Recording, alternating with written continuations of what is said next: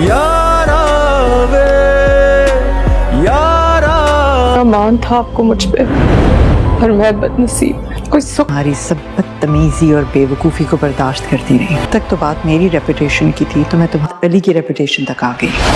किसी को तो कुर्बान होना था ना, मैंने खुद को कुर्बान कर दिया। तो मैं जानता हूँ जो कुछ हुआ उसका जिम्मेदार आप मुझे समझते हैं। अगले एक दफ़ा भरोसा करके देख लीजिए। मैं यूं बगैर बताए नहीं आना चाहिए था। तुम्हें कुछ अंदाजा भी है मैं कितना परेशान था? कोई अपने दुश्मन के साथ एक छत के नीचे रह सकता है। हेमंत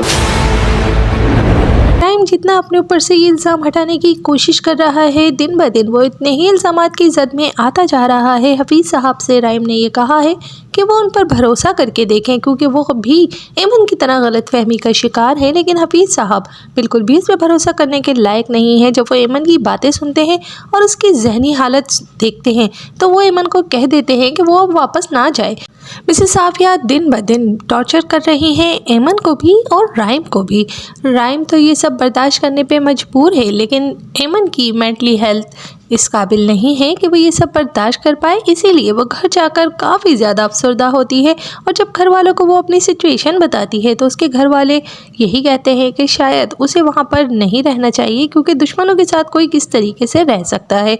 लेकिन अभी तक ना तो एमन ना उसकी फैमिली ये जान पाई है कि असल दुश्मन राइम नहीं बल्कि शहरोज़ है। राइम तो उनकी मदद ही कर रहा है।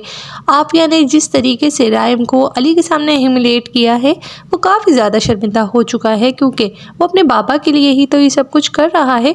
लेकिन आफिया दिन ब दिन उसे अली की नज़रों में गिराती ही जा रही हैं। अब देखना यह है कि आने वाले एपिसोड में राइम क्या ऐसा करने वाला है कि एमन, हफीज़ साहब, एमन के घर वाले और अली नवाज साहब भी राइम की हकीकत को जान पाएंगे, और वो ये समझ पाएंगे कि राइम नहीं बल्कि असल कसूरवार तो फिर शहरोज़ है, जिसे बचाने के लिए आफिया और फारूक हर हद से गिर चुके हैं और उन्होंने राइम को कसूरवार बनाकर सबके सामने खड़ा कर दिया। यहाँ तक कि एमन भी अपने शौहर राइम को गलत ही समझ रही है, हालांकि गलत तो शहरोज़ है।